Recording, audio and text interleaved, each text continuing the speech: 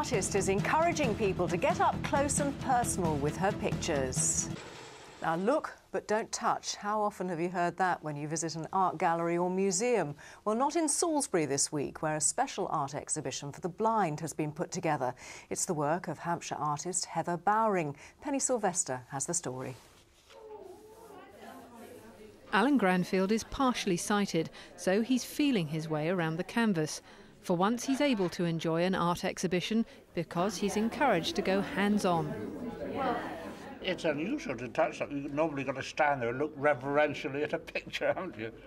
But it's nice to go up to one and have a grope of it, really.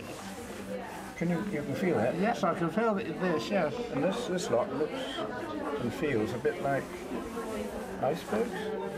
Normally when you go to a gallery you're not allowed to feel or touch the exhibits, but in this case you're actively encouraged to do that. Reach out and touch the textures in a particular painting to draw the pictures in your own mind of what you're seeing. And of course for the partially sighted that's a very, very important thing to be able to do. And this is an umbrella. Can you actually work that shape out, or can you see it enough? I've got a vague impression of this bit, yes. I'm looking for the umbrella. It's a big umbrella. If you take your, let me just take your thing, just there. Yes. Eventually you would sort of find an edge to it. The raised artwork allows the partially sighted to draw their own picture and get in touch with their artistic side. Yes, I see. They're straight lines. That's such a good idea, isn't it? Very clever. And Penny Sylvester is at Heather Bowring's workshop in Emsworth right now. Penny, looks like you're in a bit of a masterclass there.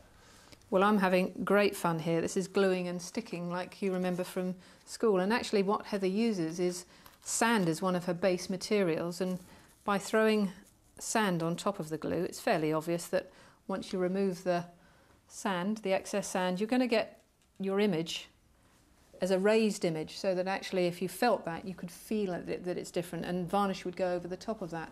Sand is actually a very, very important material that you use, isn't it, Heather? It certainly is. It helps to create some depth into the painting so that the blind and visually impaired can feel that, yes. But it's not the only material you use. No, There's lots of others. No, it isn't. I use this plaster as well, and what I would do is create the outline of the painting with the string, and then as I'm filling in with the plaster, that will eventually dry, and I would sand that off, and as you can see those steps there, that will become pontoon that's going out.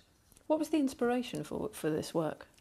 I met with a group of blind and visually impaired people last year, and I asked them where they went to see and feel art, and an elderly lady said to me, "My dear, we don't go anywhere because you're not allowed to touch."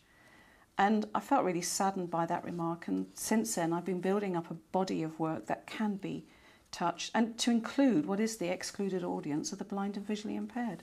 Fantastic. Well, Heather, thanks for letting us into your studio, and if you feel like getting your hands on some art, then Salisbury Library for the next 3 weeks is where you can go.